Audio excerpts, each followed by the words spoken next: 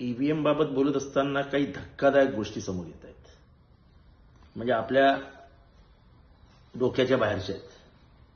सातारा जिल्ह्यामध्ये 2 मतदारसंघ आहेत, एक कराड उत्तर आणि पाटण. आता पुढची मजा आहे का? कराड उत्तरमध्ये राष्ट्रवादी काँग्रेसचे बाळासाहेब पाटील उभे होते.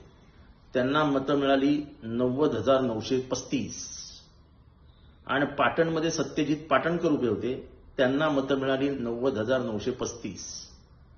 म्हणजे कराड उत्तरचे बाळासाहेब पाटील आणि पाटणचे सत्यजित पाटणकर दोघंही 90,935.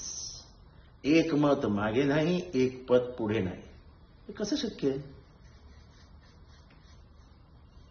म्हणजे इतकंही ऑब्व्हियस करू नये, म्हणजे अगदी लक्षात येण्यासारखं हे घोटाळे करू नये. तुमचा विश्वास बसतोय? 90,935 90,935 2 वेगवेगळे मतदारसंघ एकाच जिल्ह्यातल्या.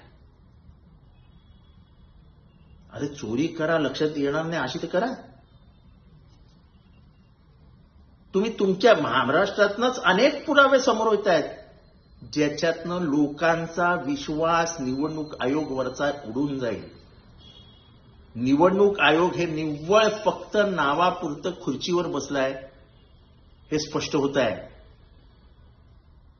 हे काय गव्हर्नमेंट फिवेरमेंटचं काम नाही आहे. हे निवडणूक आयोगाला हाताशी धरून केलेल्या उलटापालट्या आहेत. आधी हरियाणामध्ये केलं आणि नंतर महाराष्ट्रामध्ये केलं. 5 वाजता अमुक पर्सेंटेज जाहीर होतं आणि 5 ते 11:30 मध्ये 76 लाख मतं वाढतात. खरं तर 5 वाजता जे पर्सेंटेज जाहीर झालं असतं, नंतर फक्त 5 ते 6 मध्ये वोटिंग होतं. किती मतदान वाढू शकतं? हरियाणामध्ये आणि महाराष्ट्रामध्ये दोन्हीकडे एवढेच पर्सेंटेज वाढले. आणि जे आम्ही काँग्रेसच्या विचारसरणीने जिंकलेली राज्य आहेत, झारखंड आणि जम्मू काश्मीर, जे फारुख अब्दुल्लाने जिंकले, तिथे फक्त 1% मतदान वाढलं.